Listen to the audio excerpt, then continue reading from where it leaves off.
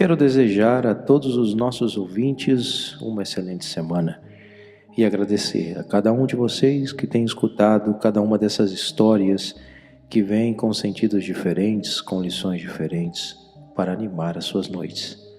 Quero pedir a todos vocês que têm recebido os links dessas histórias a se inscreverem no nosso canal e continuar ligados em cada uma das aventuras que apresentaremos aqui. Vamos à nossa história de hoje. A Estação Espacial Ares orbitava como uma joia cintilante entre a Terra e Marte. Ela começou a ser construída em 2095, como o primeiro ponto de apoio da humanidade para a futura colonização. Equipada com reatores nucleares, estufas para plantações, laboratórios, centros de medicina, módulos de armazenamento e um poderoso sistema de monitoramento de vida. A estação serviria como uma base para que naves e tripulações pudessem se reabastecer e partir em direção ao planeta vermelho. Um grande marco na história espacial, promessa de que a humanidade finalmente se tornaria uma civilização interplanetária. A tripulação era composta pelos melhores e mais bem treinados astronautas do mundo. Carlos Horta, engenheiro espacial brasileiro, estava orgulhoso por fazer parte daquela missão histórica.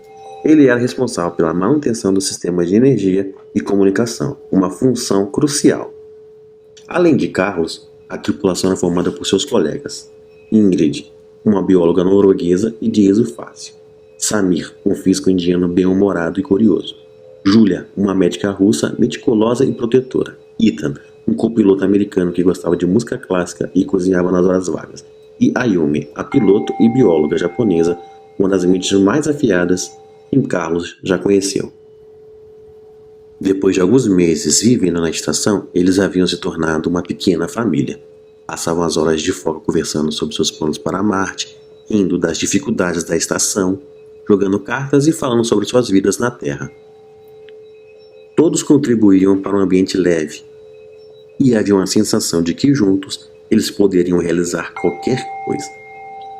Ayumi era a estrategista do grupo, sempre planejando atividades para manter um moral elevado, enquanto Ingrid e Samir traziam uma energia irreverente e positiva.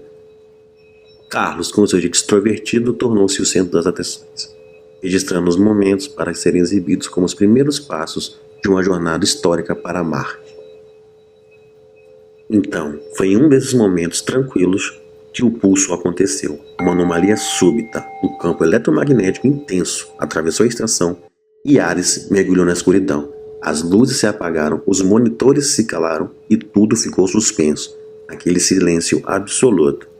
Carlos, no módulo de controle, tentou contactar a Terra, mas toda a comunicação estava morta, inclusive a interna. Ele sentiu arrepios. Era como se algo estivesse errado no próprio ar. A percepção da vastidão e solidão que essa escuridão causava era inexplicável. As horas seguintes foram um caos silencioso. A tripulação ativou suas lanternas e se dispersou pelos módulos para verificar o sistema de energia, porém sem sucesso. Depois de várias tentativas de reset das redes, Carlos resolveu ir atrás do restante da tripulação, para que se reunissem e com seus conhecimentos pudessem chegar a alguma solução. Primeiro, Carlos encontrou Ingrid. Ele percebeu algo estranho. Ela estava com o rosto pálido e olhava pela janela como se estivesse hipnotizada. Ele tentou chamá-la, mas ela apenas o ignorou, mantendo seu olhar fixo na escuridão do espaço. Carlos se aproximou e tocou em seu ombro, fazendo-a despertar de repente num susto. Ele pediu desculpas e a convocou para a sala de controle.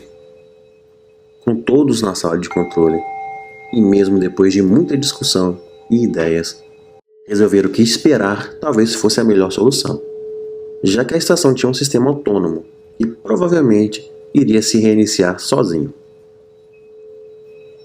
Porém, nos dias que se seguiram ao pulso, nada mudou. Carlos ainda tentou consertar por conta própria, porém ainda também sem sucesso. Enquanto isso, Carlos percebia que o comportamento de Ingrid ficava cada vez mais estranho. Ela passava horas em lugares escuros, fitando as paredes e sussurrando para si mesma. Carlos até tentou se aproximar, mas a sensação de que algo estava errado o incomodava demais. Ele até perguntou para Yumi e Julia sobre o comportamento de Ingrid, mas elas disseram que provavelmente era apenas o estresse e o tédio da situação que estavam passando.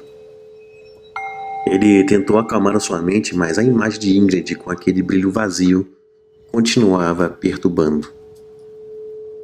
No entanto, com o decorrer do tempo, Carlos notou que não era apenas Ingrid que começava a agir de forma estranha. Samir, sempre brincalhão, agora andava silencioso pelos corredores, desviando o olhar e evitando qualquer conversa. Samir murmurava para si mesmo frases incompreensíveis e, em certa ocasião, Carlos o encontrou falando com um reflexo na janela, como se esperasse alguma resposta. E quando percebeu que estava sendo observado pelo Carlos, lançou um olhar ameaçador, algo que Samir jamais faria. A Yumi também começou a mudar.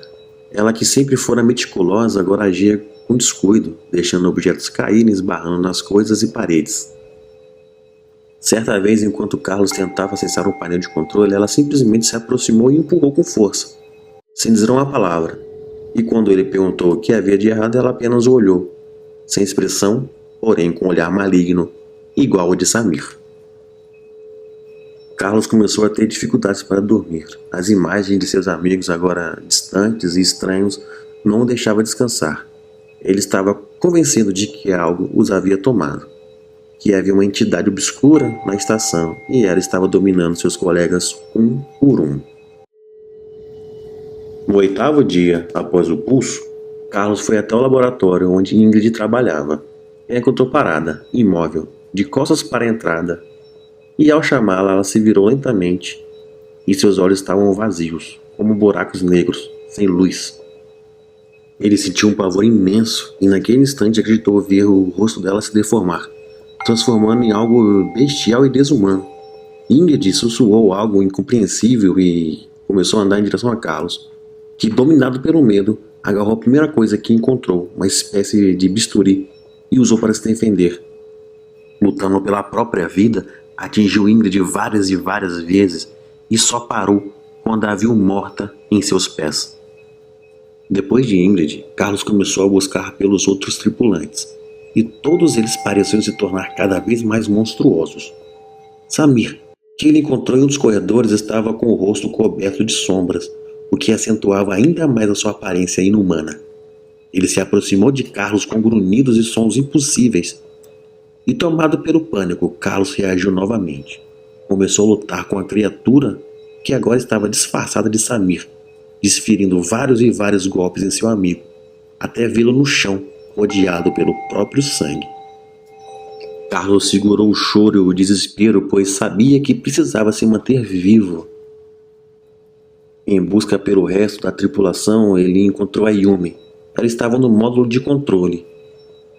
Ela estava curvada de forma anormal e com os olhos fixos em Carlos. Ele viu nela algo maligno e, em seu desespero, Carlos usou uma barra de ferro para repelir a ameaça, atingindo a Yumi várias vezes, até transformá-la em apenas um monte de carne e sangue no chão. Carlos estava em pé, em frente ao corpo de Ayumi, ofegante e coberto de sangue e suor, quando Julia e Ethan chegaram até ele. Seus rostos distorcidos pela escuridão, com os olhos cheios de um brilho malévolo. Carlos lançou-se contra eles com um instinto cego de sobrevivência. Julia tentou se afastar, mas ele desferiu um golpe em sua perna que a derrubou de imediato. E em sequência, Carlos atingiu na cabeça várias e várias vezes. Ethan tentou agarrá-lo, mas Carlos o jogou na parede com tanta força que Ethan não se levantou mais.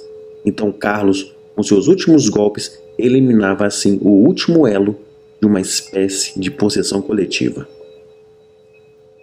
Por horas, Carlos vagou sozinho pelos corredores da estação, ensanguentado e exausto.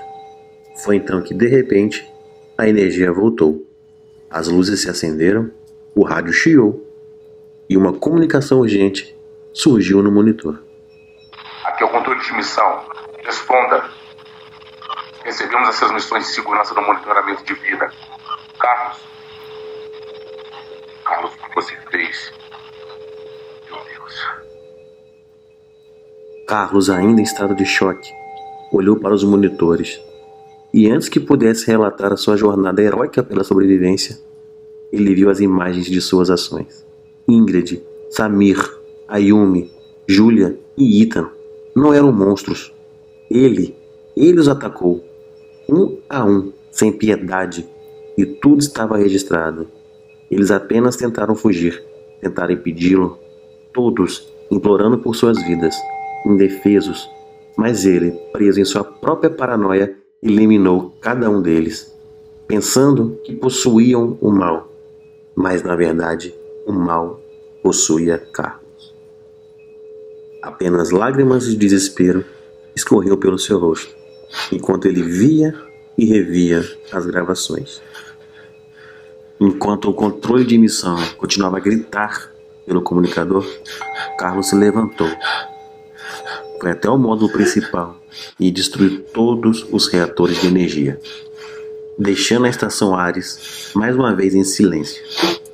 E o que deveria ser um símbolo de um futuro da evolução humana e da colonização de Marte tornou-se uma tumba. E Carlos, que deveria ser um herói, era agora um vilão, condenado a vagar a sua própria escuridão.